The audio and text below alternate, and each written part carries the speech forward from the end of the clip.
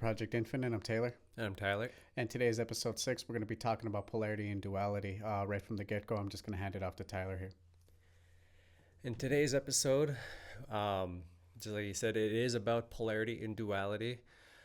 If you've noticed in previous episodes, I read off of some notes that I have either in my phone or in my laptop, and it's just a preparation tool for these episodes. And so today's episode is going to be no different. I do have some notes prepared, some stories that I wrote down that relate to this episode, and it's kind of like I suppose like an opening statement, and then from there we can kind of we'll just riff off each other and just talk as like almost like an improv, like as things come. But so I'll just get right into it on my notes. So I'm just going to read.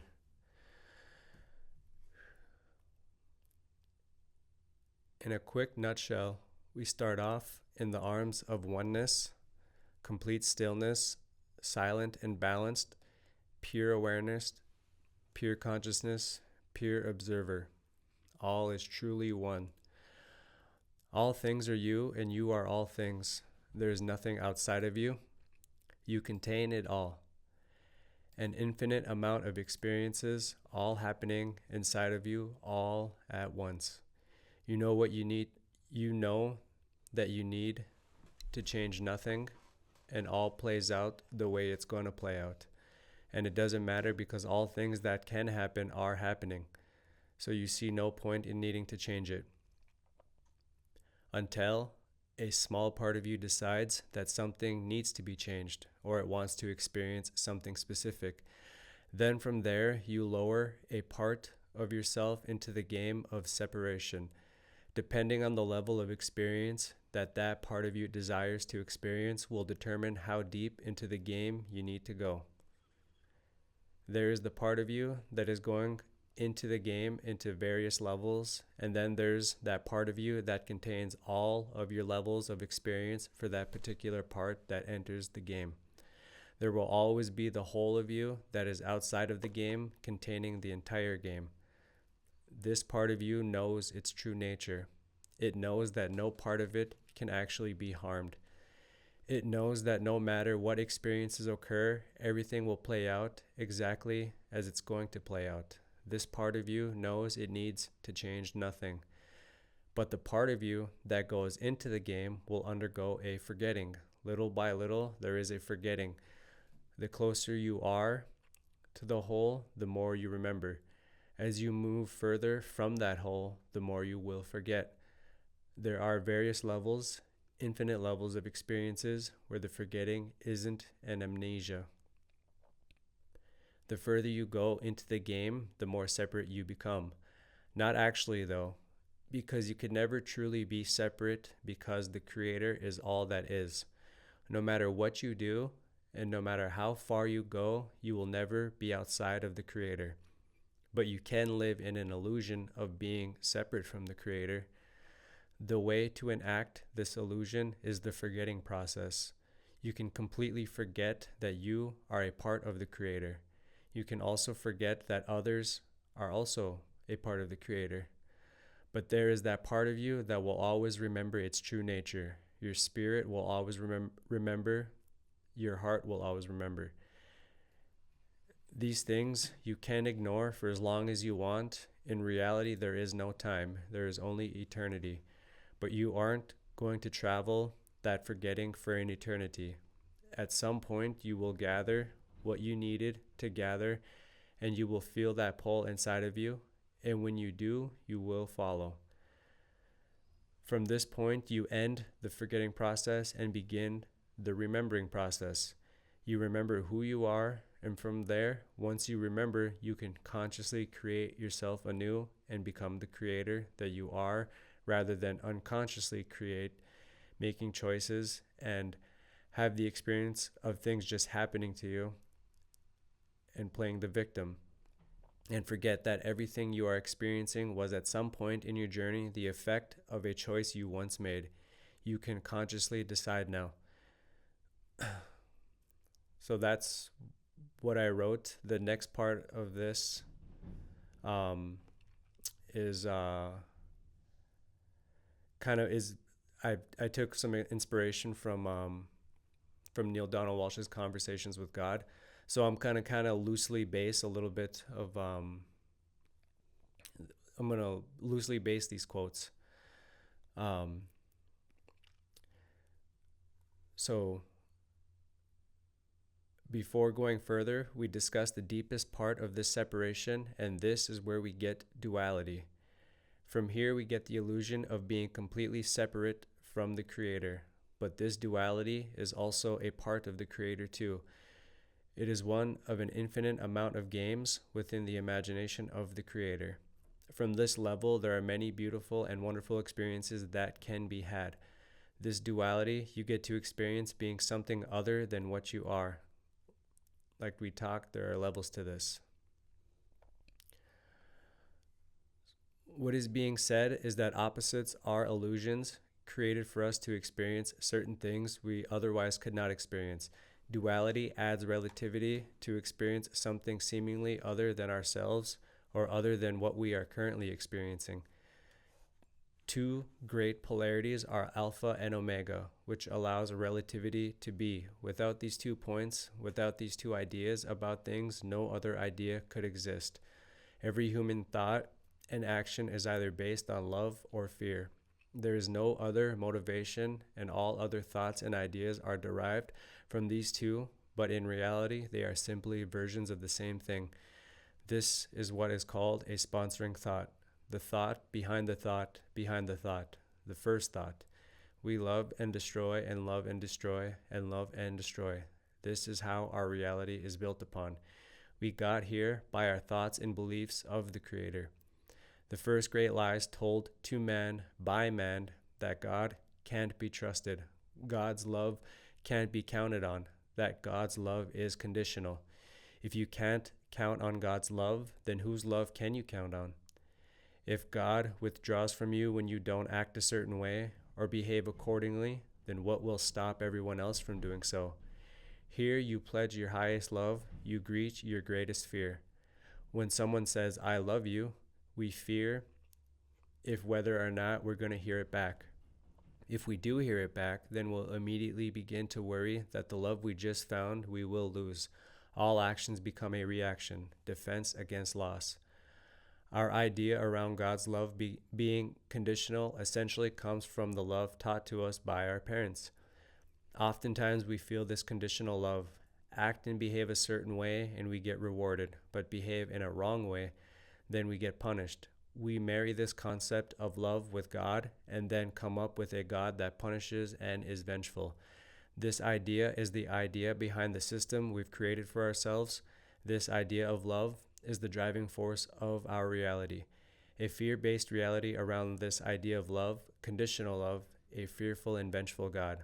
The idea that God is not vengeful, that God is not to be feared, God will not punish, seems too magnificent to be embraced. This idea of receiving conditional love is also the way we usually give it to others. While we set conditions behind this love, there is a part of us that knows that this isn't love, yet we seem powerless to be able to enact any change. When we change our ideas about love and what love is, about God and what God is, then can we begin to change and even heal our reality. Every action taken by humans is either based on love or fear, not only with regard to relationships, but with business, politics, religion, education, social agendas of our nations, war, peace. Do we save our resources or to share our resources? Do we unite or do we divide? Any of these actions are ultimately going to be based out of the only two choices there are: thought of love or thoughts of fear. Fear is the energy that contracts, closes down, draws in, runs, hides, hoards, and harms. Love is the energy which expands, opens up, sends out, stays, reveals, shares, and heals. Fear wraps you in clothing. Love allows you to be naked. Fear clings on. Love gives freely. All choices come from either of these two, and we have no choice in that because they are the only choices to choose from. but we do have free choice in which one we choose. We often live with fear, more often because it's what we are taught: survival of the fittest, victory of being the strongest, succeeding by being the cleverest. Very little do we focus on being the most loving. From here, we strive to be the strongest and smartest. We are taught to be this way for the fear of loss, and to be less than is to lose. The only way out of that is to set aside all of that, and we can become more. In choosing the thought that sponsors love, we can become who we truly are. The way to do this is by listening to the voice that is closest to you, the voice inside of you, that feeling that tells you whether something is right for you or wrong for you, true for you or false for you, good for you or bad for you. This voice is listening to this right now and determining for you whether or not to keep going or turn this off. And then, do you have anything to add from what I just said? So from here, I'm gonna quote. Now I'm gonna quote directly from a story that it's probably one of my favorite stories from the Conversations with God series, and I know you'll like the story too, because but it's essentially a longer kind of a longer version of kind of how I began my thing. So here it is. In the beginning, that which is all there was, and there was nothing else. Yet all that is could not know itself, because all that is all there was, and there was nothing else. And so all that is was not. For in the absence of something else, all that is not. This is the great is/not is, to which mystics have referred from the beginning of time. Now all that is knew it was all there was, but this was not enough, for it could only know its utter magnificence conceptually, not experientially. Yet the experience of itself is that for which it longed, for it wanted to know what it felt like to be so magnificent. Still, this was impossible, because the very term magnificent is a relative term. All that is could not know what it felt like to be magnificent unless that which is not showed up. In the absence of that which it is not, that which is not. The one thing that all that is knew is that there was nothing else, and so it could and would never know itself from a reference point outside of itself. Such a point did not exist. Only one reference point existed, and that was the single place within the is/not is, the am/not am. Still, the all of everything chose to know itself experientially. This energy, this pure, unseen, unheard, unobserved, and therefore unknown by anyone else energy, chose to experience itself as the utter magnificence it was. In order to do this, it realized it would have to use a reference point within. It reasoned, quite correctly, that any portion of itself would necessarily have to be less than the whole, and that if it thus simply divided itself into portions, each portion being less than the whole, could look back on the rest of itself and see magnificence. And so all that is divided itself, becoming in one glorious moment that which is this and that which is that. For the first time, this and that existed, quite apart from each other, and still both existed simultaneously, as did all that was neither. Thus three elements suddenly existed: that which is here, that which is there, and that which is neither here nor there, but which must exist for here and there to exist. It is the nothing which holds the everything. It is the non-space which holds the space. It is the all which holds the parts. Now this nothing which holds the everything is what some people call God. Yet that is not accurate either, for it suggests that there is something God is not, namely everything that is not nothing. But I am all things, seen and unseen. So this description of me as the great unseen, the no thing, or the space between, an essentially Eastern mystic definition of God, is no more accurate than the essentially Western practical description of God as all that is seen. Those who believe that God is all that is and all that is not are those whose understanding is correct. Now, in creating that which is here and that which is there, God made it possible for God to know itself. In the moment of this great explosion from within, God created relativity, the greatest gift God ever gave to itself. Thus, relationship is the greatest gift God ever gave to you, a point to be discussed in detail later. From the no thing, thus sprang the everything, a spiritual event entirely consistent, incidentally, with what your scientists call the Big Bang Theory. As the elements of all raced forth, time was created, for a thing was here, then it was there, and the period it took to get from here to there was measurable, just as the parts of itself which are seen began to define themselves, relative to each other. So too did the parts which are unseen. God knew that for love to exist and to know itself as pure love, its exact opposite had to exist as well. So God voluntarily created the great polarity, the absolute opposite of love, everything that love is not, what is now called fear. In the moment fear existed, love could exist as a thing that could be experienced. It is the great creation of duality between love and its opposite, which humans refer to in their various mythologies as the birth of evil, the fall of Adam, the rebellion of Satan, and so forth. Just as you have chosen to personify pure love as the character you call God, so have you chosen to personify abject fear as the character you call the devil. Some on earth have established rather elaborate mythologies around this event, complete with scenarios of battles and war, angelic soldiers and devilish warriors, the forces of good and evil, of light and dark. This mythology has been mankind's early attempt to understand and tell others in a way they could understand, a cosmic occurrence of which the human soul is deeply aware, but of which the mind can barely conceive. In rendering the universe as a divided version of itself, God produced from pure energy all that now exists, both seen and unseen.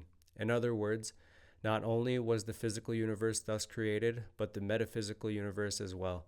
The part of God which forms the second half of the am/not am equation also exploded into an infinite number of units smaller than the whole. These energy units you would call spirits. In some of your religious mythologies, it is stated that God the Father had many spirit children. This parallel to the human experiences of life multiplying itself seems to be the only way the masses could be made to hold in reality the idea of the sudden appearance, the sudden existence of countless spirits in the kingdom of heaven. In this instant, your mythical tales and stories are not so far from ultimate reality, for the endless spirits comprising the totality of me are, in a cosmic sense, my offspring. My divine purpose in dividing me was to create sufficient parts of me so that I could know myself experientially. There is only one way for the Creator to know itself experientially as the Creator, and that is to create. And so I gave to each of the countless parts of me, to all of my spirit children, the same power to create which I have as the whole. This is what your religions mean when they say that you were created in the image and likeness of God. This doesn't mean, as some have suggested, that our physical bodies look alike, although God can adopt whatever physical form God chooses for a particular purpose. It does mean that our essence is the same. We are composed of the same stuff. We are the same stuff, with all of the same properties and abilities, including the ability to create physical reality out of thin air. My purpose in creating you, my spiritual offspring, was for me to know myself as God. I have no way to do that save through you. Thus, it can be said, and has been many times, that my purpose for you is that you should know yourself as me.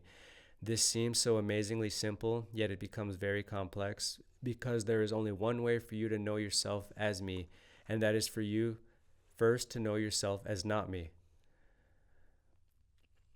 But yeah, that's where I'm pretty much going to end off what I have to say.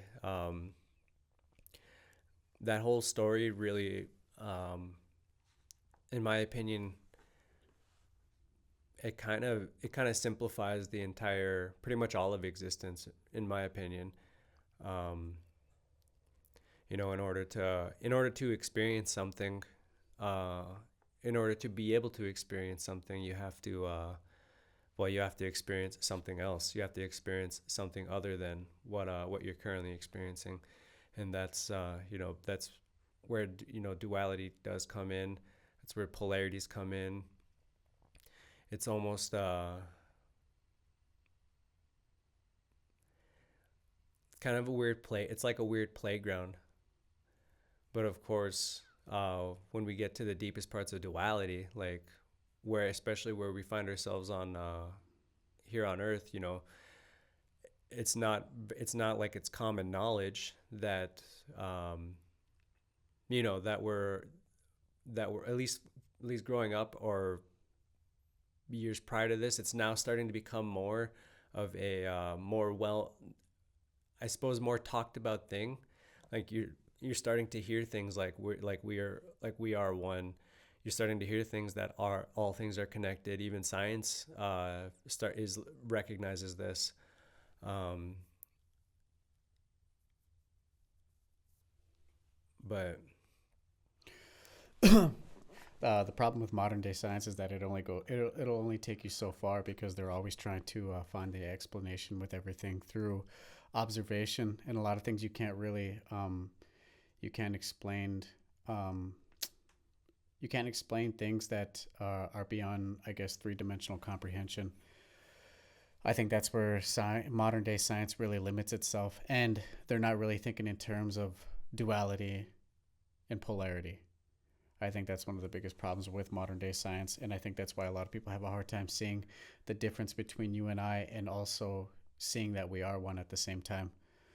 I think it was in the was it during like the hippie movement around the 70s, 80s, around that time. I think it was around the I think it's Vietnam like 60s, 70s, yeah, around the somewhere around Vietnam there, era. yeah. I know that's whenever like a bunch of people band together and they said no war, we're all one and stuff like that. At the time, you weren't really taking people like that serious because they weren't, in a sense, the people back then didn't necessarily know who they were either. They didn't embrace the war aspect, the opposite aspect of love.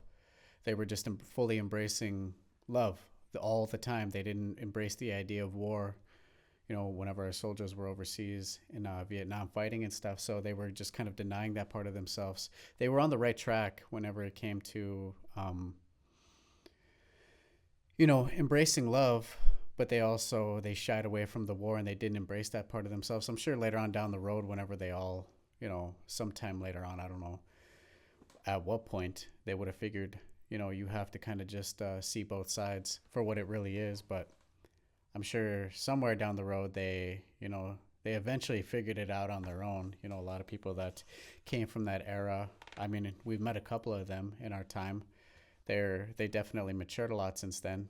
And I'm not saying they weren't mature then. It's just they were more so just like lounging around, doing psychedelics and just talking about peace and love and no war and stuff like that. But obviously, the war happened and the war was necessary. I think any war that happens at this point in our generation, previous generations, any wars that do play out are obviously meant to play out. Hmm. You know, Yeah, coincidentally too, with that movement, that revolution came around the time, like, you know, make make love not war.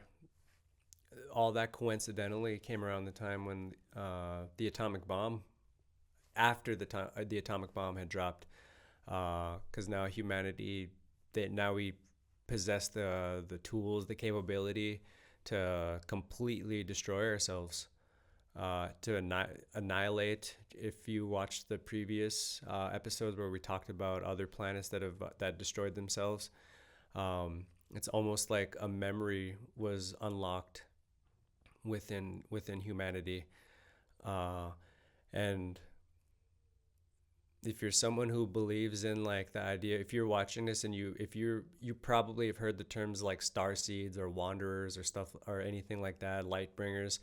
um, at that time, it was, like I said, it was a revolution, just almost like a mass majority of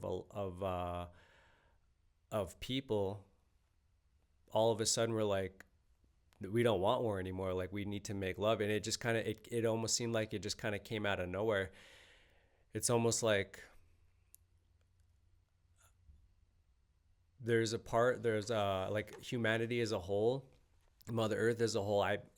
We play like a huge a huge role within this within the cosmic drama between all, not just this planet, but pretty much all of all the galactic civilizations. We play a very very pivotal role. And we kind of made our way to we were making our way to a timeline to where they like I said, where we could destroy ourselves. And that's not good for uh well, it's not good for any planet to blow itself up either. It's not good to destroy your physical environment. Yeah. And then but it was almost like people, like the galactic eyes, I should say, took notice. There was like a all eyes were on Earth at that time, to be like, this planet cannot destroy itself. Like the inhabitants cannot make the same mistakes because of the roles we specifically play. So it almost seemed like all these civilizations from more highly evolved places uh, chose to incarnate into this planet, especially at that time, and they all came in mass numbers. Whereas before, there wasn't as many wanderers or star seeds or whatever you want to call them at the time. But during that period, after that atomic bomb was dropped, um, they all came swarming in, and they all had the same message: make love, not war. um, but it definitely had effect. It was a butterfly effect that did continue, because then you get the next war. You get, like, the Vietnam War, where you have a lot of those veterans who they weren't as celebrated as uh, the veterans of, say, World War I, World War II. They were looked at a lot differently, because now you can it started to become known that that these wars people were fighting these wars not for the reasons that they've been told. Everyone was saying, like, you're it was almost like this awakening of, like, the you're fighting the wrong people, or you're senselessly killing villages, or for whatever reasons. It started to become known that, like, hey, there's the governments have, like, they have their own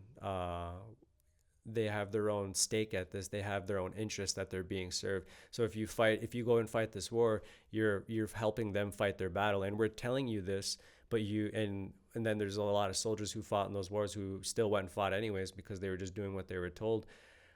And then it started to become known that the wars they were fighting wasn't the wars that they weren't fighting the war they thought they were fighting. They realized um, there wasn't any real enemy they were fighting.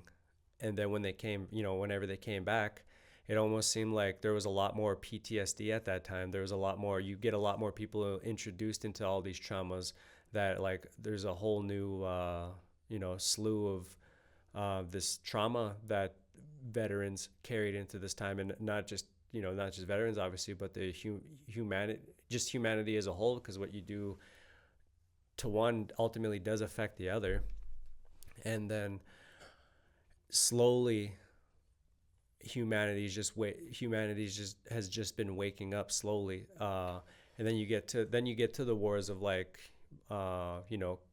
Iraq wars. It starts to become like, people are starting to look into things like, well, why are we invading? Why are we doing this? Why are we doing that? There's got to be an agenda behind it. Then there's the theories around, like, oh, they're just trying to get the oil, so they gotta start wars. It's becoming you still get people who, like, hey, fight for America, we got to go to war, we got to protect our own. But it's becoming ever more common to look into things. Hey, maybe what we're being told isn't the full story. There's got to be some sort of agenda. Like, people, it's like we're slowly just waking up over time. America, keep in mind too, during the Vietnam, before we pass that part up, um, America did ultimately go through.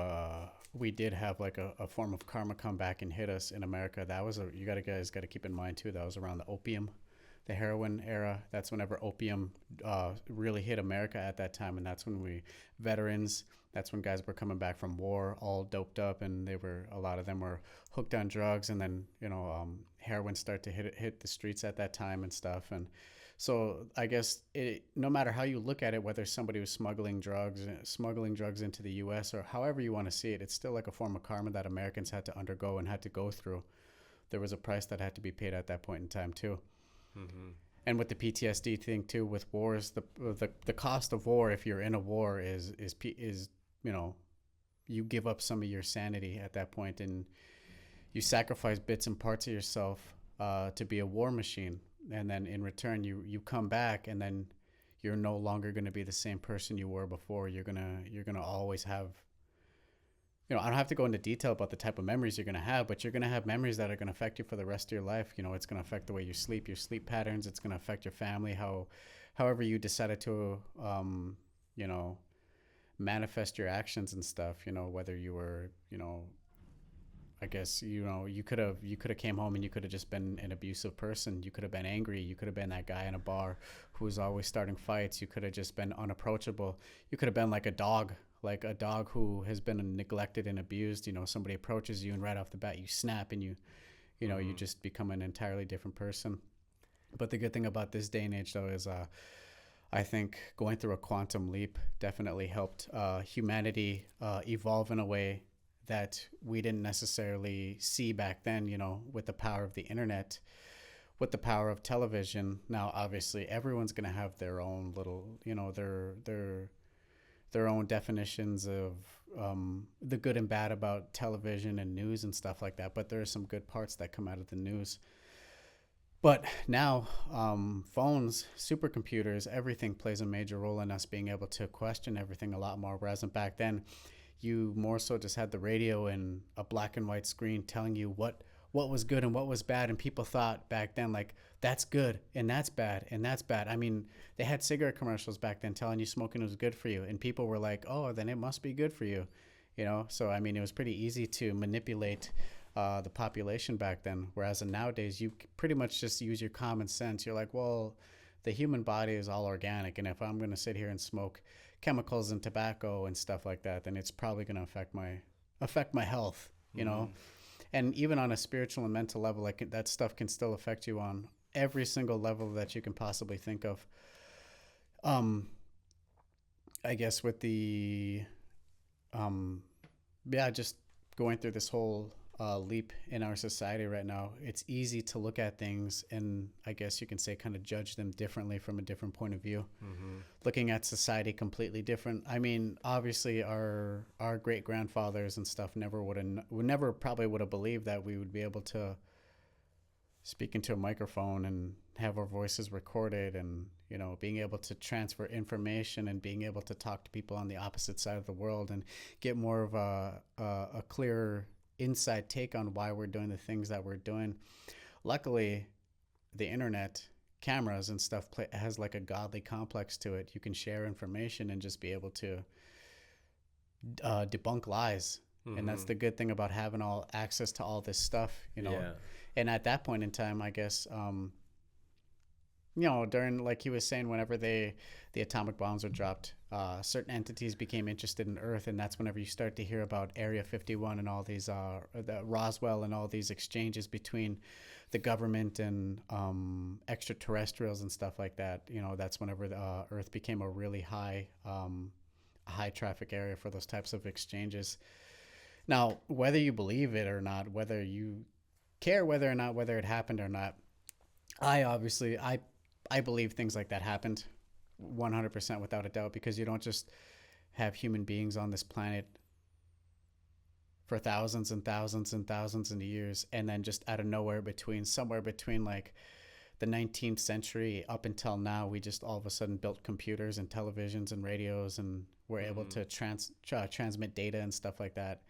Between that 100 years, you're not going to tell me that we've existed on this planet for thousands, millions of years, and only within the past 100 years we were able to figure out how to build a computer.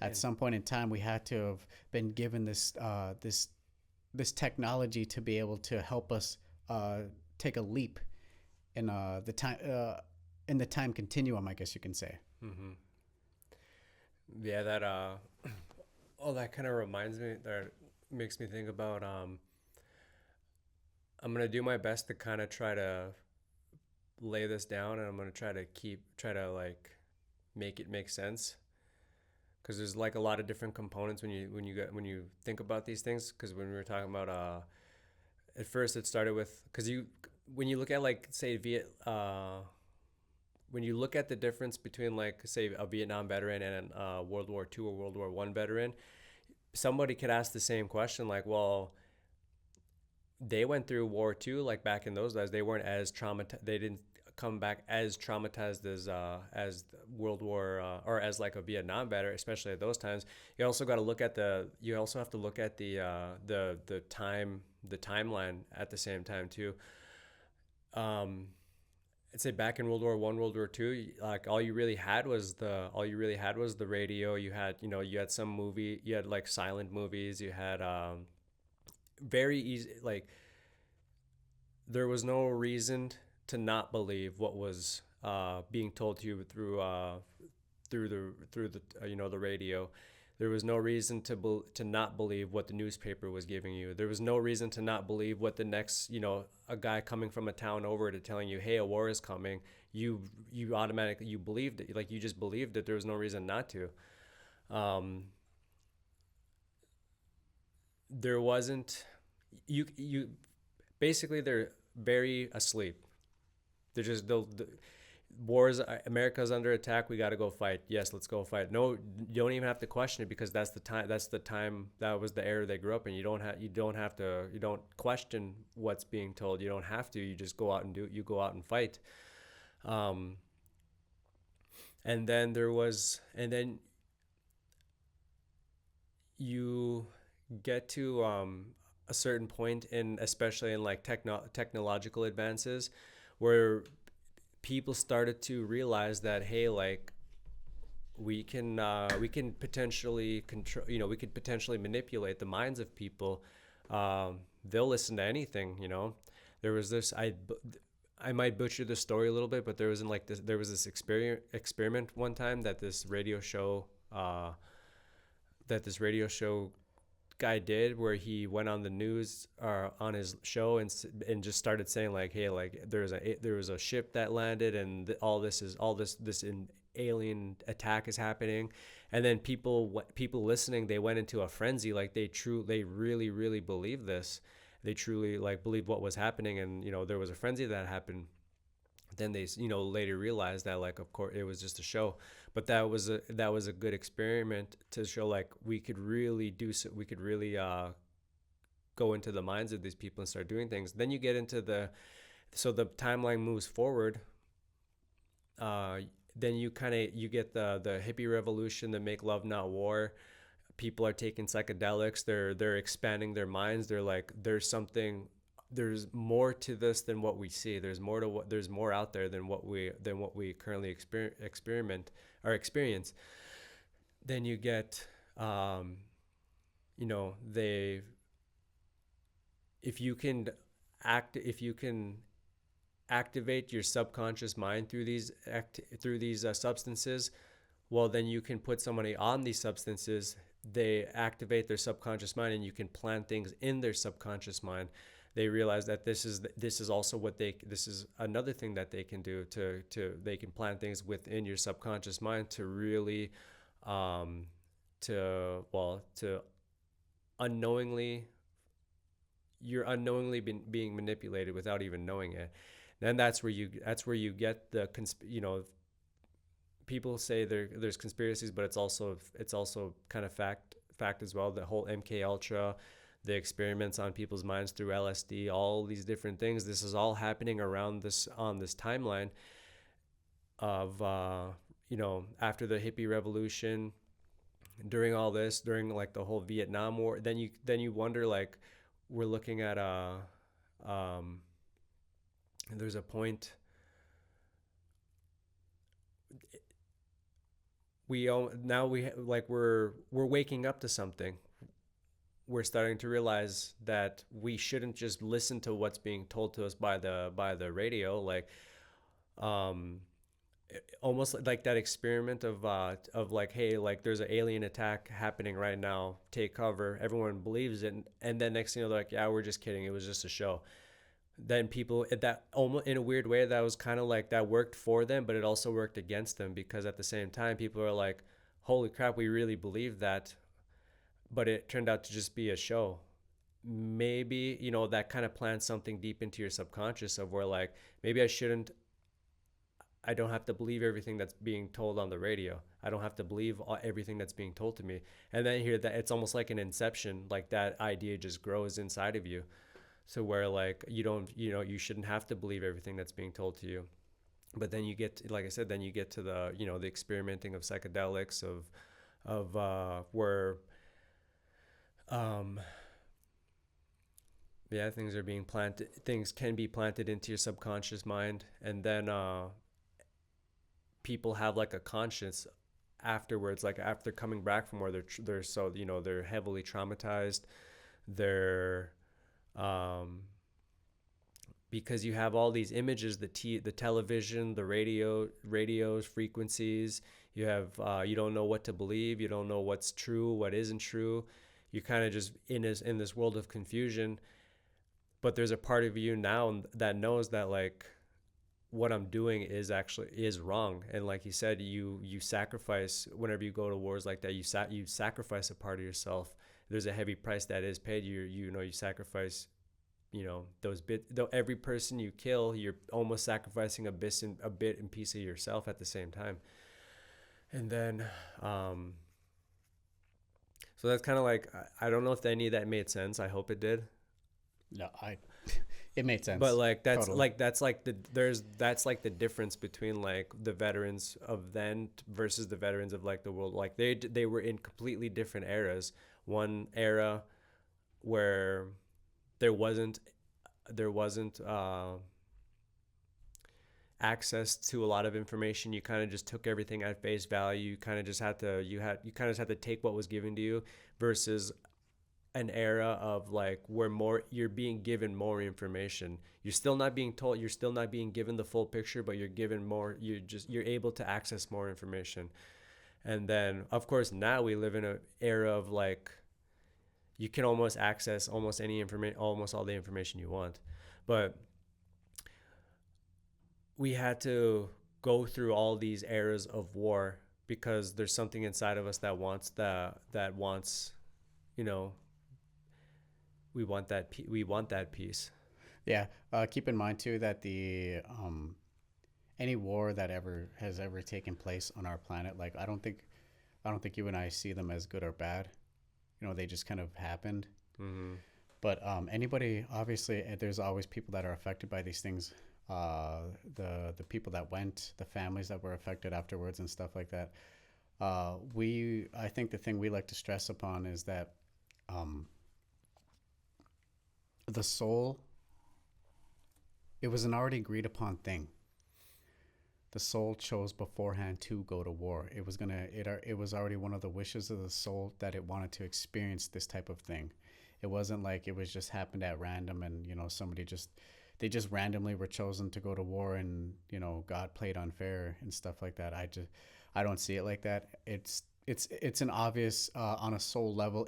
It was chosen a long time ago. So anytime things like that happen, you have to embrace it, and you have to honor those that passed, and you have to honor their souls by just embracing it, that they did partake in those things, they did partake in horrible acts and stuff like that. And you don't have to look at them as, oh, they were, whereas in a lot of the hippie era movement, they were probably looking at them and being like, there's these soldiers, they're murderers, and they're killing senselessly. Like, I'm pretty sure people back then, they thought about that, and they thought like I did, and parts of myself were killed in that process too. Mm-hmm. It wasn't like they just did it senselessly. And I'm sure people, family members, were affected by that later on in life too. It's not like they came back and they were happy because they were being awarded medals and stuff like that, and Purple Hearts, and Medal of Honors and stuff like that. I'm sure these guys, deep down, deep down, they saw things that no man should ever see, but they saw them because they agreed to see those things beforehand. You know, Mm. you know what you're getting yourself into when you partake in a war. It's not all the time though. Luckily, in this day and age, they're, so from what I know, selective service really isn't a thing. Mm. And if you get in trouble with the law, there is no like choice. It's not like they say nowadays, like, well, you either have a choice, you either join the military or you go to jail. Like, Mm. luckily, like now they're just like, no, we're gonna send you straight to jail and you're gonna learn your lesson.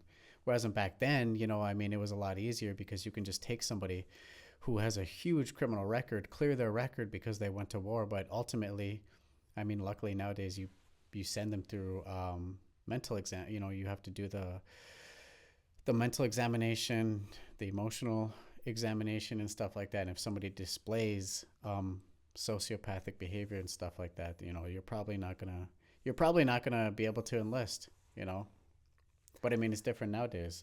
It's we're lucky to be in the day and age that we're in right now, being that people are so open about things. They do their research. You can go online and look up somebody's public records like that. You know, Mm. it's really easy in this day and age to find out who somebody is. You know, but back to polarity and duality. There, that's you guys kind of see how both sides played out right there. One side was hopping on one side of the polarity, and one side was jumping on the other side of the polarity right there on the weight scale. You know. Yeah, if you look at the so if you look at like humanity's like the history, like we talked, like I said earlier, that now it's starting to become it's becoming a more of an awareness now amongst not just like a small group of people or not just one person coming incarnating on the planet to say, hey, like we're all one. It's becoming a more of a widespread thing. You see more people are, you know, waking up, people are becoming more woke, whatever you want to call it, but people are just becoming more aware of what's happening. It doesn't And sound cliche. yeah, Like back, like I guess when they first, sorry, but when they first started saying that, people were like, "Oh, that's so cheesy to say we're all one." Okay, like you know. yeah, Whereas yeah. in nowadays, I think people are, you know, they're more so embracing it and they can feel that actual connection and they're starting to see the synchronicities and the coincidences between people and relationships and society. Yeah, you look at the yeah, it's becoming more, it's just becoming, it's more common to want to embrace that idea, whereas in, you know, um before, you know, before you probably get looked at pretty crazy saying like, yeah, we're all one.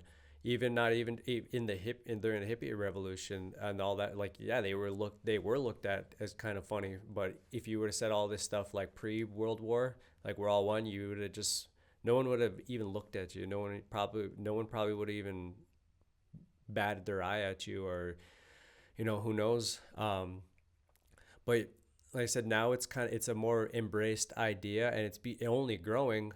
But if you look back in those look back pre World War and all that, whereas you know, people were more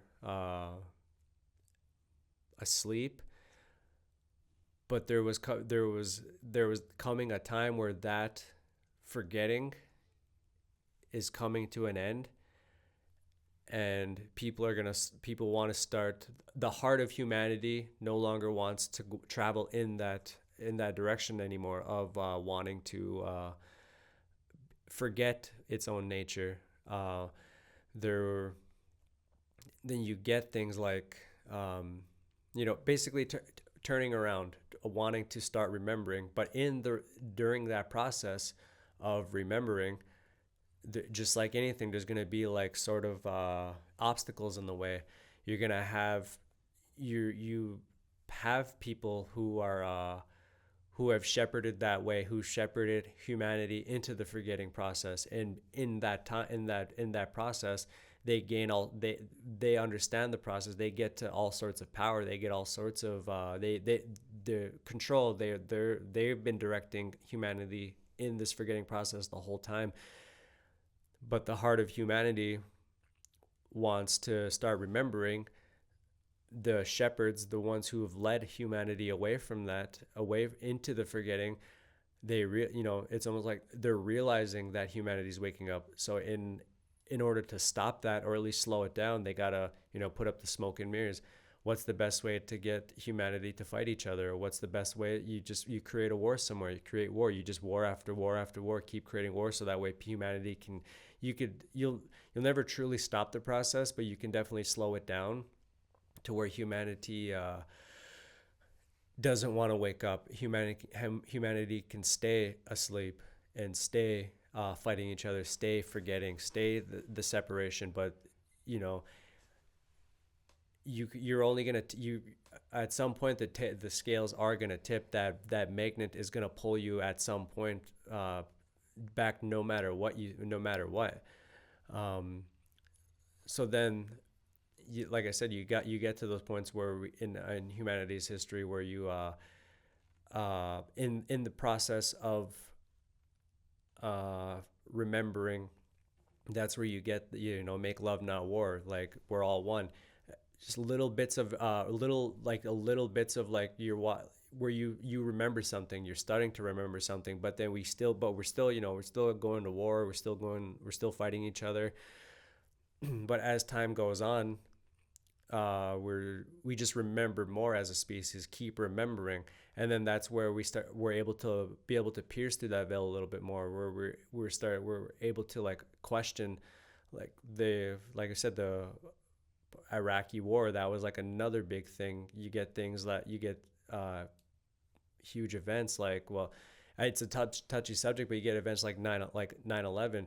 People, it was after that people were like, something's just not right here. There's something wrong here. Um, we're stepping closer into that remembering. And in order to remember something, or you start seeing through the lies, you start seeing through that veil, you start piercing that veil, you start uh, taking a peek behind the curtains. Things that are in the darkness for so long do come to light at some point, are coming to light. And now we're in a point in humanity where, you can, however, whatever you think of COVID, you can, it's almost a guaranteed, like, you knew that was some sort of controlling thing for humanity.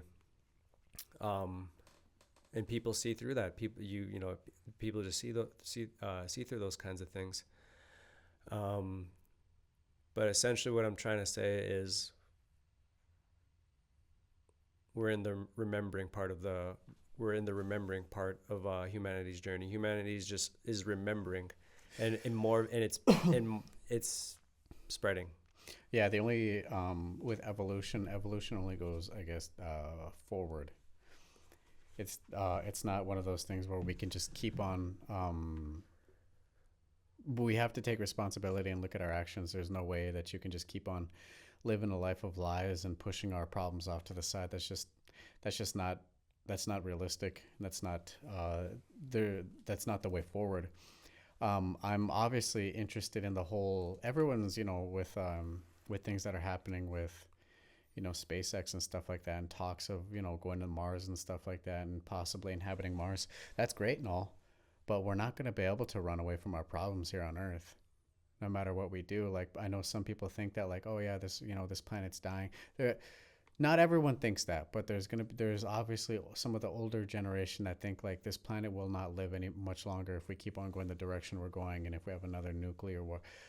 I I just don't believe that we're gonna actually go through another nuclear war. I just don't think that it's possible. I just don't think that humanity will let it happen. I think if it did happen, um, that would definitely be the end of an era and the start of something new, where people are gonna start making different decisions. I mean, if you saw an atomic bomb go off somewhere, you're gonna have a 100,000 phones recording this event, and it's somewhere in that event you're gonna see over a million to 10 million people get obliterated, and right then and there, that would be a wake up call for humanity, because that information would spread throughout the entire planet in less than a day.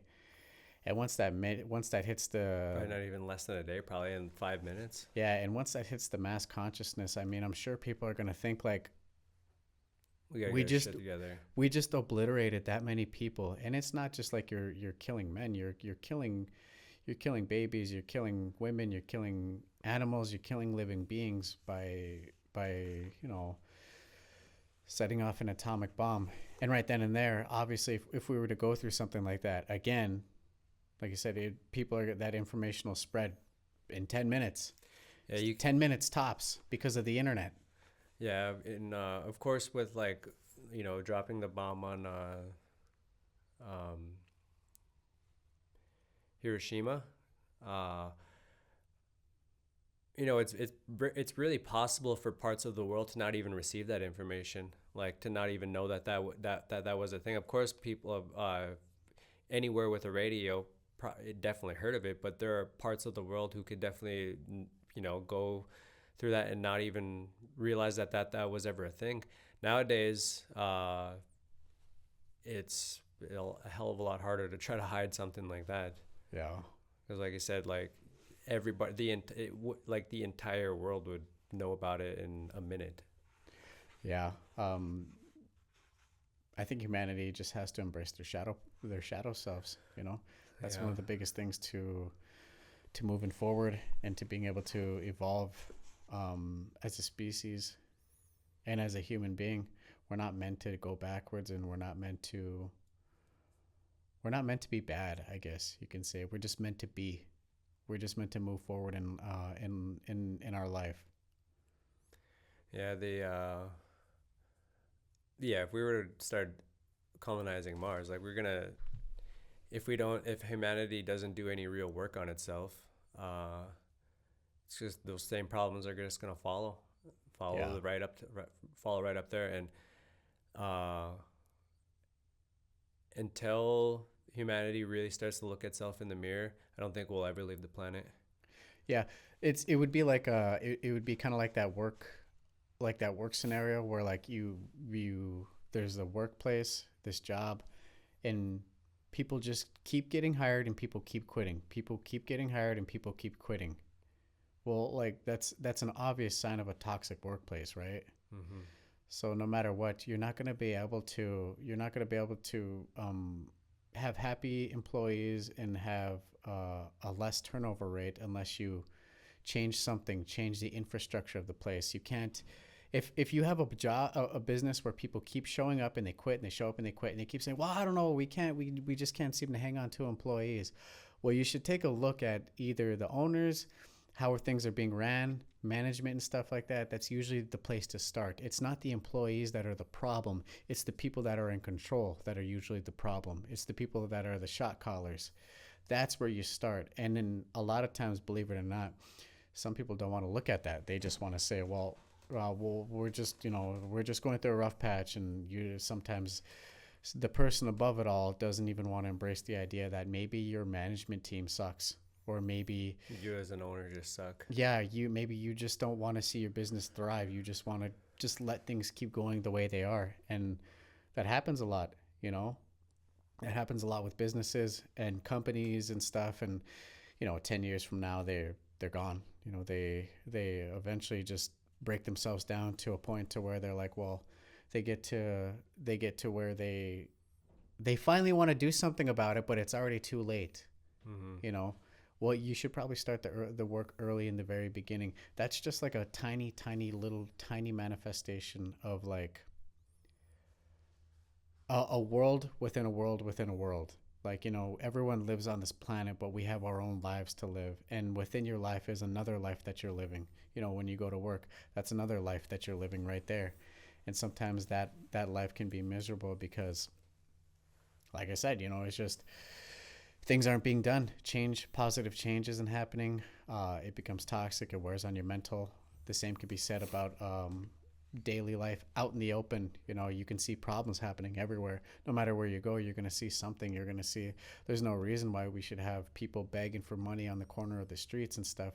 There's no reason why there should be kids starving across the planet. There's no reason why there should be, homeless and dying animals and stuff scattered throughout the U.S. There's no reason why our planet should be heading in the direction it's going. You Yeah, know? yeah, there is no like if you could just sit like if you could sit back and just really think about it, yeah, there is no real reason why all that should be happening. Like not a single real reason when you like I'm sure you've heard this argument before. Like you see all sorts of wealthy people that have, you know, 10 bedroom houses for three people. Like there's no real reason to have all that room if you're not even using it. You go to any restaurant and they throw out food. They throw out food every single night. You get somebody who eats at your restaurant and maybe they don't finish their food and they don't want to take it home, so they just end up throwing half of it away, or they send something back because it was the wrong temperature. Then the cooks have to, or they buy a steak and they wanted it medium rare, but then the cook accidentally made it medium, and then the person's like, "Oh, I don't want this one. I want a new one." And then now you can't reverse a steak, so they either they got to toss it or they got to do something else with it.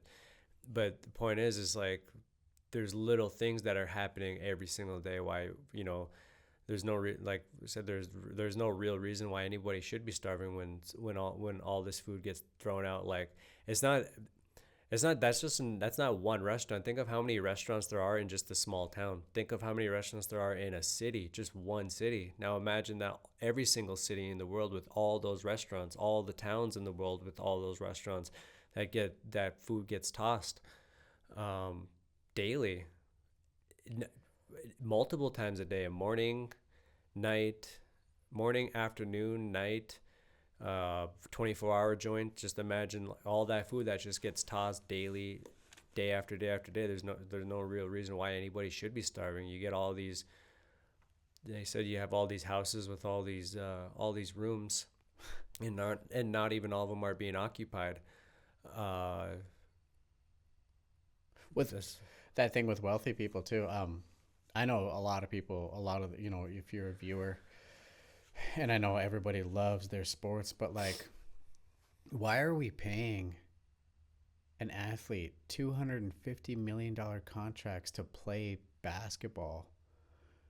I know that's a touchy thing to talk about, but why are we doing that? Like, I don't understand. Why are we paying such insane amounts of money to people just to entertain us? Like, trust me, I get it. I like combat sports, and I like watching it, but in combat sports, fighters don't make that much money.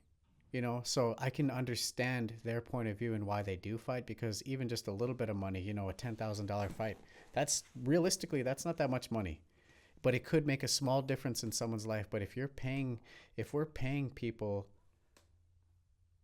$30 million a year just to throw a football and to entertain your mind, essentially, that's all it is. It's almost like a form of distraction, just to keep you from looking within yourself and embracing and understanding yourself, truly understanding yourself, and being able to look at yourself in the mirror and say, I'm not doing anything with my life. I'm mean to people. I'm delusional, and I make piss poor decisions. But I'm gonna miss the game if I don't do this. If I choose to do this, I'm gonna miss this basketball game. yeah, and then you get like crazy fandoms of like where people get into huge arguments, whatever it is, whoever it is they're supporting, whatever their favorite artist or their favorite basketball player, their favorite football player, whatever their favorite team is, no matter what. Like you get people you get so intense into that stuff where you're like you argue for no reason. Some people fight for no reason. All these for these things. Some people even die over these things, and it's just like that. Yeah, that's like you said. That's one thing I just never understood. I get competitive sports, like I understand that, but I'm not gonna get that competitive over something unless I'm doing something like but I know how to keep it within a game. Like I'll get competitive in basketball, but I know to leave it on the court. But I'm not gonna get that competitive watching a basketball game. Like, hey, my team is better than yours, so it's so much so better than yours that I'm gonna I'm gonna verbally abuse you if you talk shit about my team. But you see all that distraction, and no one's monitoring. Like, well, why do I get that mad? Like, why? Yeah, exactly. Like, why do I get that pissed off when somebody talks shit about my quarterback? it's not even your quarterback, but that's the like, oh, that's our quarterback, that's my basketball player, it's our shooter, like that's, no one really thinks like, why do I get so upset like when that Yeah. happens, like why, like there's something within me, obviously. In a weird way, it's like a sense of belonging because a lot of people they don't have a sense of identity, a sense of identity and who they are. So they want to feel like they belong somewhere. So they sports betting. I'm not against it. I'm just saying. I'm just stating the obvious here. But people they want to feel a part of something, so they go to these games, they wear the jerseys and stuff, and they say that's my team, that's my team. That guy right there, he's the greatest point guard, or he's the greatest quarterback, or he's the greatest baseball player ever. And and then they idolize these guys to a level to where they put them on a pedestal and they put them above themselves. They Hmm. almost how do you say it? Put them on like a god status type of pedestal. Yeah, they're looking at them like, it's almost like, yeah, it's almost like they put them at these, yeah, these godly levels. And I could understand, like, so like I could understand the the whole belonging part, like definitely when you're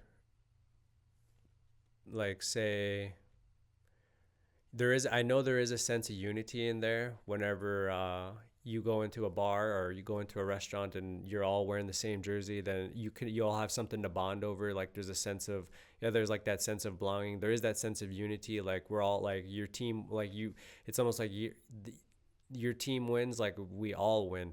You know, I definitely do get that aspect. But there is that part though, whenever when you have to look at the individual, you look at it at an individual level, like, um when you start, I think you put it perfectly right there when you said we start putting these people like they're above us, like we're like we start putting them on these unrealistic pedestals, these weird expectational levels, and we start looking at them as other than us, as something that's just they're just way more than us. So we idolize these people, and then that's when the idolization turns into stand level. Yeah, Yeah. like I don't believe in God and I don't believe in this, but I believe in that football player and he's everything that this world needs. You know what I Yeah. mean? It's a really weird, almost like obsession um to be that type of person. I'm not saying it's like bad or anything. Like we all like sports to some level, and it is entertaining to watch. But if you're willing to kill someone because they dissed your favorite quarterback, or they said your point guard or your power forward or someone sucked at whatever, then I mean you need to take a look at yourself. Yeah. If Yeah. you're willing, if you're willing to knock somebody out at a bar over such silly things, I mean, if you have kids, I feel sorry for your kids if that's the level you want to get to, because in return your kids are going to display those same types of behaviors, and then in the future you're going to wonder why your kid keeps going in and out of jail because they saw dad knock someone out, and dad was a violent person when you talked about the Yankees. Mm-hmm. If you made fun of the Yankees, then dad was going to beat somebody up, or you talked about the Lakers and mom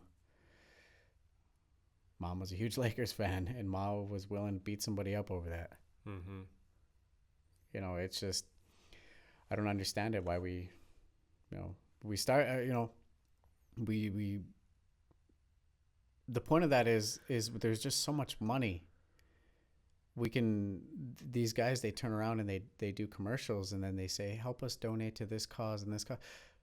Like, you guys have millions and millions of dollars, you guys have all these contracts and these deals. Like, I get it, it's your money and it's your life, but like there's a billion people on this planet still suffering in a sense. Granted, they're suffering by choice, and if you don't know what I mean by that, at some point you'll understand what I mean. But there's there's there's so much trauma, and there's so much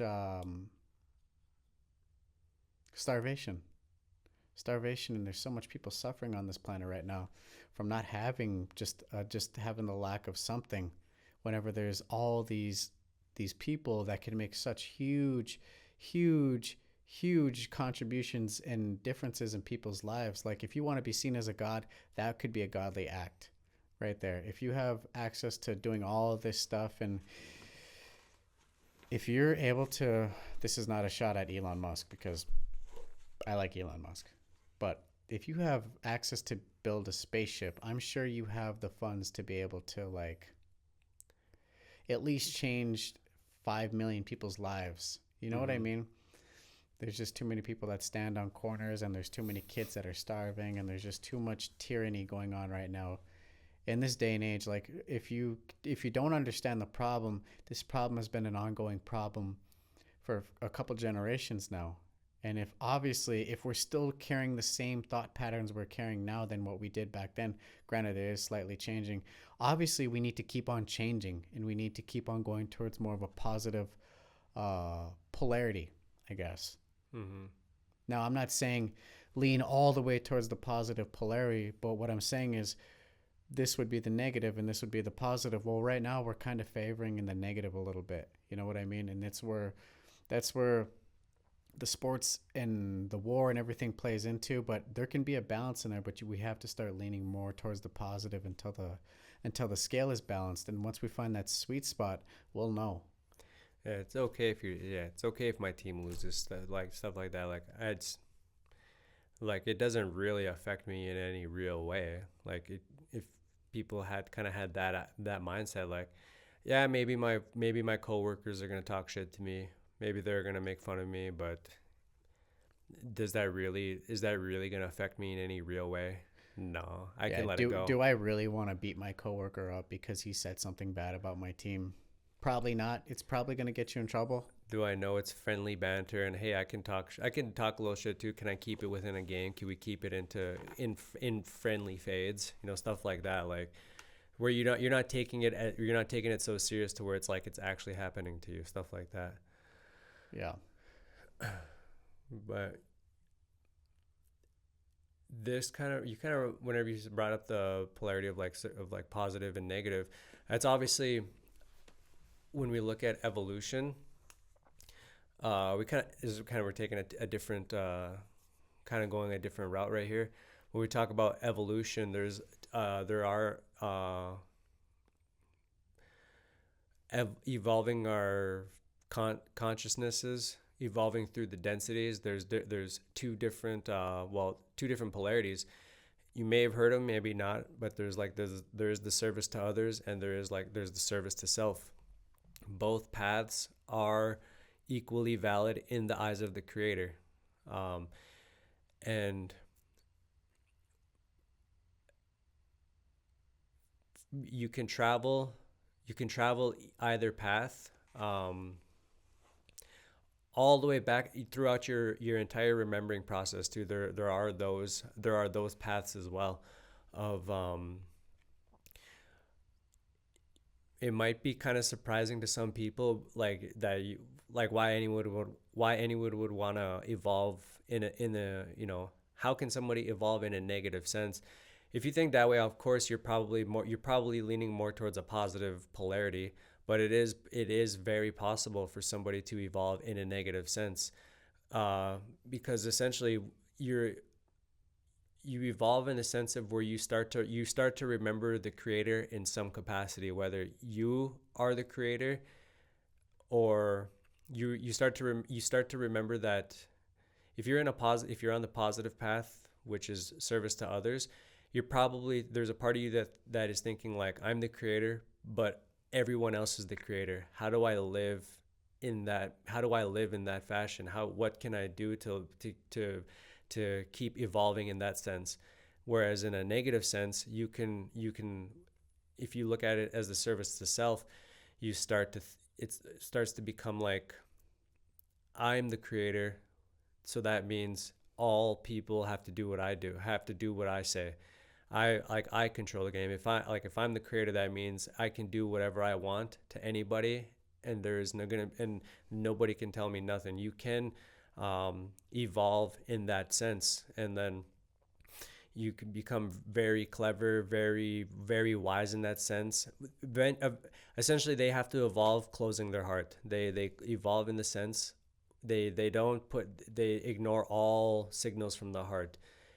Whereas in a positive path, they're seeking to ever more open their heart to others. And I'd say those are two great polarities inside of in an evolutionary sense.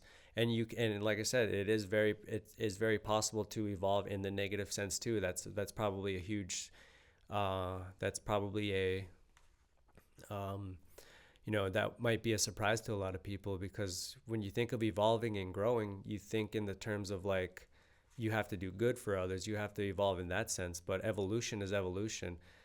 And when we said that God the creator is all things, that includes all things, that is everything, that is the good and the bad, that is the light and the dark, that is the good and the evil, that's love and that's the fear, that's everything. Everything is all in service to the creator. It's for the creator. It's the creator knowing itself at various levels. And every single person, every single thing, every entity is in some fashion serving the creator. No matter what is happening, it's all in service to the creator. No matter what you do, no matter what any heinous act you might perceive somebody doing, it is all in service to the creator in some fashion. And um,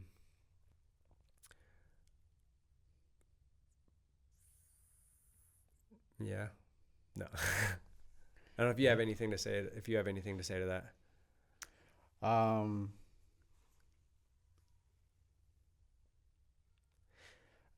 with the polarity thing, that's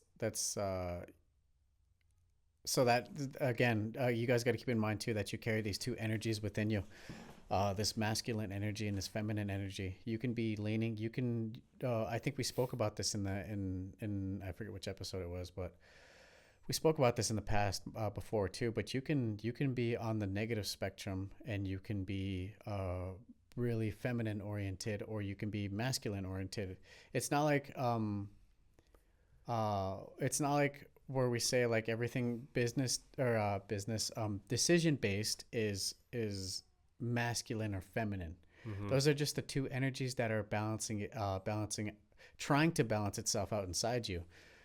You can act with either one of those things, but there's still another level, and that's the whole the polarity thing, acting out in a certain way or just doing things negatively oriented. You can just be making every single decision, which a lot of the times power structures, they're usually really masculine, Mm-hmm. negative focused, because it's all about take and control, and it's about moving everything and trying to control everything. Yeah, in order for them to succeed, somebody somewhere has to lose, and if as long as they don't, they don't.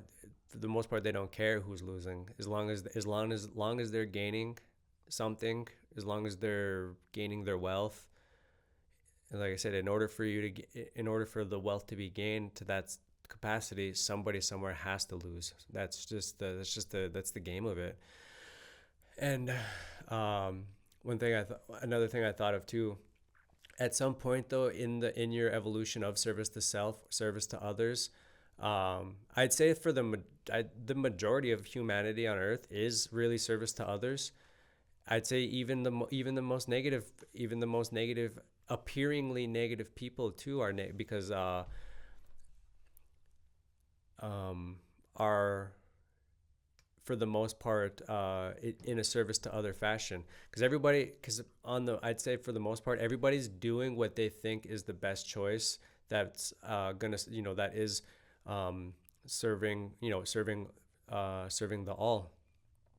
Very very small tiny portion of people who are truly service to self on this planet, like I said, and it's not the people you think either. It's not the presidents, not not not any real politician or anything that are actually service to self. Like they're you know that's not what we're talking about. But as we evolve through these whatever civilization, evolving through service to other path, At some point you have to balance out the polarities, which is where you get into a once you start reaching that unity perspective, the unity consciousness. And it's not like um that's not like a it's not like yesterday I was service to others, now tomorrow I'm going to wake up unify. It's an evolutionary process. It takes time. It takes a lot of time. It might take hundreds of years. It might take hundreds of lifetimes. Who knows how long it's going to take for a species? It might even take thousands and thousands of years to get there. But at some point, each polarity has to take in the other. It's easier for the service to other path to take in the service to self path, because that's what they've been attempting to do in the entire time. They've been looking at others as themselves. They've been looking as they've been um, there's a part of them that really knows that they are one with all things, and that is including the service to self. At that point, it's easier for them to take in that the negative polarity. Um, but the service to self, of course, they have to at some point. Their evolution is going to stop if they keep going in the same if they keep going in the same direction that they're going. Their evolution is going to stop, and they're at this point they are wise enough to know that, like, what I can go no further unless unless I look at other people as the creator as well as a part of myself. At that point, that's when they start opening up their heart more. So you can go a very dark path, but at some point all polarities have to balance each other. All polarities balance each other out, and even the most negative person has hope in in in the creator's eyes. Like, there's no single entity that is lost in the within the eyes of the creator. Now, to human eyes, you might think, oh, they lost all hope. Like, you might look at the most heinous person that you can think of and think, like, there is no way they went to heaven, stuff like that. There's no way that they were embraced by God. But God is all things. There's it The law of one blinks neither at the light nor the dark, because it's all experiences for the creator to know itself and experience itself in all these different fashions. Um, at some point, though, yeah, all polarities do balance each other out, and We're heading in that direction. yeah, the negative takes in the positive, positive takes in the negative, and it's a process. Oh, and when I say we're heading that direction, I mean all of us as a whole. I'm not just talking about him and I'm talking about everybody. No, just us. You can just look around and see it, on the planet right now, especially in the US, in the United States. You can see a lot of it happening right now. Well, you even get like, but you also even get like there's societies around the world that do like. I'm gonna be very frank here, but Native Americans pre-colonization, they were in that unity. We were a very evolved had a very evolved consciousness level, because we knew the harmony in the world. We knew our connection to nature. We knew that we were connected to all races. But of course, we came into contact with just uh, slightly less evolved um, relative, immature, younger race relative that came in contact with us, and unfortunately, we had to adhere to them. Yeah, with the connection. Um, for you viewers, obviously, we're talking about when we speak of the connection to the earth, the understanding a higher power, being more in touch with the spiritual key component of the universe, looking up at the stars in wonderment, and I guess being thankful for everything, literally everything. Looking at something and seeing its beauty and magnificence. That's hard to come by whenever somebody, whenever in this day in life, it's hard to look at something and see the beauty and magnificence in anything because we were so hypnotized and we're so um, caught in that trap. I guess you can say almost like the glamour trap, the Hollywood almost the Hollywood like trap, where it's not beautiful unless unless it's on TV and it's being idolized by something, or unless you got money, then life isn't beautiful. That's the way a lot of people see it. Is if I don't have lots and lots of things, then my life sucks. Mm-hmm. But back then, it's a wigwam or a teepee to sleep in. You had your family, you had your friends, you had your groups that you were with, your clans, and you had your traditions and your tobacco and your sage, and you were you were at the top. You felt it because I'm sure back then they didn't have anything else to really look at. It's not like they had to. There was no sense of currency. It was more of a barter system. You trade for something rather than putting a price on something. Even they back then they knew that you couldn't put a price on land. You can't physically own a piece of land. I'll say that again. You cannot physically own a piece of earth. That is just impossible. By law, you can. Mm-hmm. By modern day law structures, yes, you can. But in ultimate reality, that's not possible. You will not take that land with you when you die. Your family will have that land, but 100 years from now, your family will not have that land. Something will happen. No matter what, the land always gives itself back to itself. Mm-hmm. If you understand what I mean, it's not like, obviously people forcefully take things that happens. Unfortunately, that does happen. But no matter what, at the end of the day, when all is said and done, you just can't own something that's you just can't own a big living piece of consciousness. Hence the earth. You know, Yeah. I know some people aren't gonna. Some people say, "Well, I disagree with you."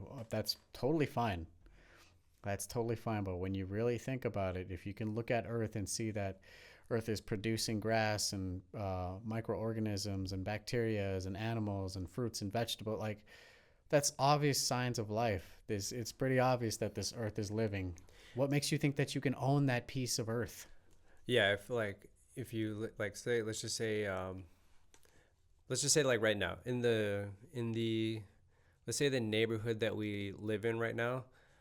What if one day a bunch of wolves just started they they just started making family. They started coming around more, and they started patrolling the areas. And let's just say we all own this neighborhood. Well, like legally, we all own this neighborhood. We can say this was our land. But you get into a position like that. Let's say a bunch of wolves and maybe bears or any that started moving in. More often than not, we're probably gonna just abandon the land. Like you're not gonna say like, hey, bear, wolf, this is our land. Like you're not like you have no right here. You're more likely the nature is gonna push you out if it really wanted to. But nature is going to push you out if you can own a piece of land or a little lot. And if nature really wants to, it could definitely push you out. It could, if nature really wanted to, and a tornado can come and hit your land and you're forced to move, or a hurricane can come through and you're forced to move on. You can never really own anything. You can never really own land. And just a heads up, too, guys. I believe. I'm sure you believe tornadoes, natural disasters. That's a polarity itself. Mm-hmm. That's like a sense of that's almost like humankind's negative polarity, their negative energy being manifested in a Mm-hmm. sense. So when you see a tornado happening, not at face value, but a lot of times the natural disasters, they're usually just a manifestation of our negative energy.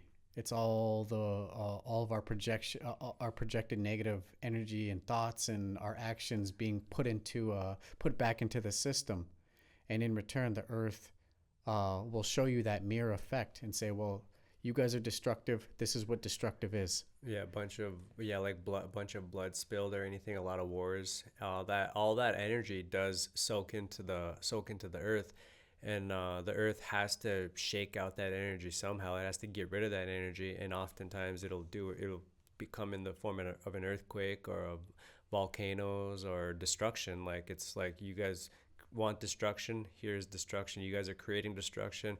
This is destruction. Imagine what would happen in a battlefield, but during that battlefield, a huge tornado just formed out of nowhere and started um, destroying everybody's posts and all that. I guarantee you, humanity in those moments would probably start working together. Yeah. Be like, okay, we like, yeah, we're killing each other, but like, there's this tornado right here, and it's taking not only their post, but it's taking out everyone's post. I guarantee you, humanity would come together right in that second. Like, you just think about it, like nature will show you what destruction is, and it'll happen while you're causing destruction. It could potentially come in that moment right there. Or, and there was something that I was gonna say. Well, same with floods and stuff. I mean, just any natural disaster, it's always going to be a manifestation of just our negative actions. You know, you want to drown out your feelings and you want to drown out who your identity and who you truly are. Well, here's a flood. I'll Mm-hmm. show you what it's like to drown. This is what drowning out looks like. Yeah, this is what a true flood, what a true drowning of the system looks like. And you guys, some of you people, some of you viewers, you might think that like Earth doesn't have a consciousness of its own. Well, trees are an obvious sign of consciousness existing beyond our understanding. Air, oxygen, everything. It's living. Yeah, It's living consciousness. And if you're constantly you're enacting that negative polarity, it's gonna throw it again. It's gonna throw it right back at you. It's gonna say, well, okay, then, well, you guys wanna blow up and get mad at each other. I'll go erupt this volcano here, and then we'll have a real blow up. You mm-hmm. know, that's Mother Earth just speaking back to us. And obviously, it can be unfortunate because we do lose a lot of loved ones, and we do ultimately pay the price for our actions. But at the same time, that's a huge step for humanity to step in and grow from that and say, okay, well, you know what, let's get our first responders out there. Let's get people out there to help, and let's start unifying our perspective more and start helping each other out, rather than just saying, well, that sucks, they're gonna have to figure it out on their own. I have $1 billion in my pocket, and I'm going to keep that to myself, rather than helping with a relief type of fund or something. Yeah, you know yeah. Hopefully we see that the mirror of that, like the storm that's happening in right in front of us, is the storm that's happening to us on the outside. Um, I never really understood I don't know if you heard this whenever you were a kid, but whenever it would rain outside, whenever we were really little, there was like friends and people were like, oh yeah, God's crying. Like that's what rain is. God's crying. Well, like, obviously back then you're like, oh yeah, like, yeah, God is crying. But then as you get older, you're like, God's not crying. But then when you really think about it, you're like, maybe God is crying. yeah. And that's not to say that every single, like, if you're sitting at home and then next thing you know a thunderstorm happens, and then that doesn't mean to imply like there's a storm happening in you right then and there, or like something bad must be going on, so now the earth is cleansing. That's not to imply that like every single thunderstorm is like something that bad. Like it's a natural occurrence. Like storms are naturally happening. But Plus the elements they provide, they help growth. You know what I mean? So if you're a guy who hangs on to his emotions way too much, and you never cry, chances are you're probably going to be a really angry person. Well, if you let out about 1,000 cries, you're going to feel a lot better, and you're mm-hmm. going to feel like a whole new person. Whereas, and if something burns out in a field, and it rains continuously a week after for days and days on end, well, there's going to be new life brought to that land after the rain hits. You know, Mm-hmm. so there's always new life in every single direction, no matter how you look at it, if you choose to heal. Yeah, you could be like a good like kind of good mirroring effect on that is like just I'll just spit in like the example you just use, like somebody who, let's say, they just never cry, they never do any of that. Maybe they happen to live in an area where maybe they're a farmer or something, and then but their crops are just constantly dying and they never get any rain, they never get any of that stuff.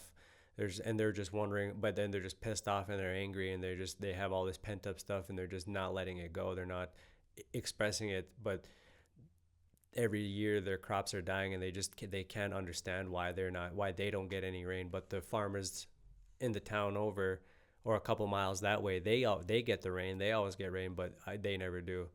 And then next thing you know, if they're wise enough to realize what's happening and they start, expressing that, they just let, like you said, they let out 1,000 cries and they let it all go. All of a sudden the next day it rains, and then next thing you know, their crops are now prospering. And now then it's a beautiful day again because they're having a beautiful day, they're letting all that go. Yeah. So there's that. Beautiful story. Yeah. Yeah, So no, then it's a start great crying. example. Like I said, that whole nature thing, it's a good.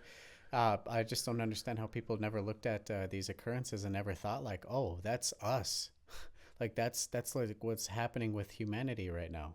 Like that's happening inside of us right now, and we don't even see it. Like our actions are causing that in a sense. Yeah, you could be like, let's say there's a part of you, like say let's say you're living in a house, let's just say you're living in a house or something. There's something deep inside of you that knows it has to leave this area and go to a different area, maybe a different town, maybe a different part of the world. Like there's a part of you that knows it has to go, but let's just say you're just ignoring that, and you're like, no, I just can't. I really want to. I know I should, but I can't do it. I just can't. You keep on saying that, and you just keep pushing it down. You keep suppressing that, ignoring that, and then due to the forces of the due to the forces of nature, um, in collaboration with everything else that's happening.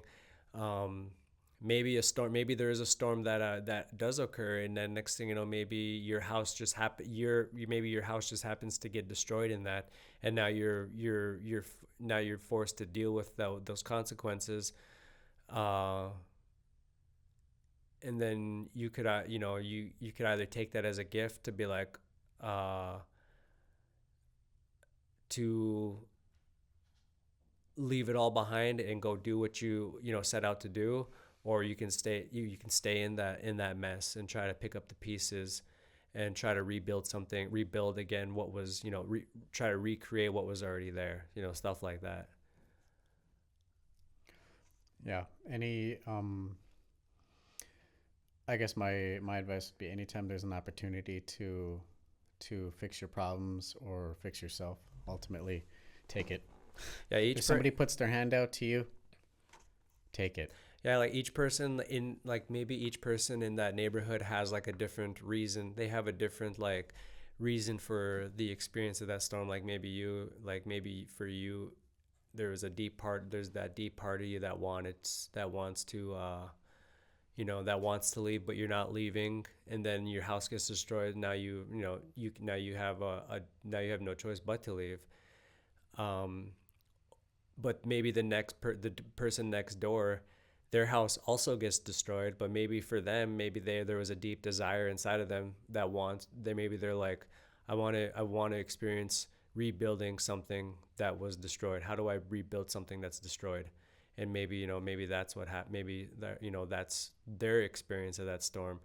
Or maybe somebody has maybe they got a broken family and they want to they want to rebuild that, and then their house gets destroyed, and then their house isn't in order, they got to rebuild that relationship, but now that's a metaphor for them to rebuild their family. It's like people have there's different reasons for people. That's what I meant by in collaboration with the forces that are collaborating.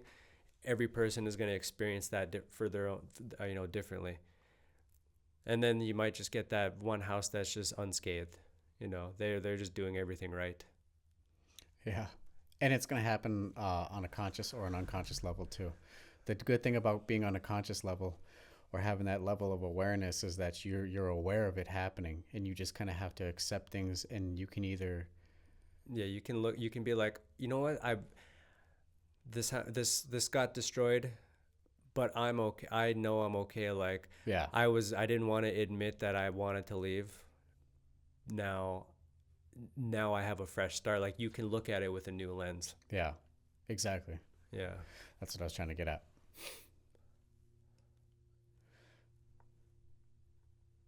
Do we? I know we kind of went into a lot of different directions on that polarity and duality. Yeah. Some things we didn't really even talk about polarity and duality, as just that's Yeah, some of the stuff that we did talk about related to polarity and duality, anything, literally anything you speak about in life is about polarity and duality. It's just you might not understand what you're actually talking about, you know? yeah. But you don't have the words to express that. Like, the very person you are, you wouldn't be able to be who you are without somebody else being who they are. Without that opposite, without that other, without something other, you wouldn't know who you are without without somebody being who they are. You wouldn't know to fight for good, what it is to fight for good, unless somebody was inflicting that bad on other people. You wouldn't know, like, what it feels like to be that person, what it feels like to stand up for justice. In order to see yourself as being a person of justice, you have, like, there has to be injustice. Like, there has to be. It's a gift. It's a gift from the universe to you to experience yourself as justice. To so you need that. You need the injustice to occur. We need, in order for there to really value peace, we really need war. We need the war to truly understand what peace is. Um, it's just kind of how that's just how we've humanity's evolved. We've evolved with each other. Um, it's yeah.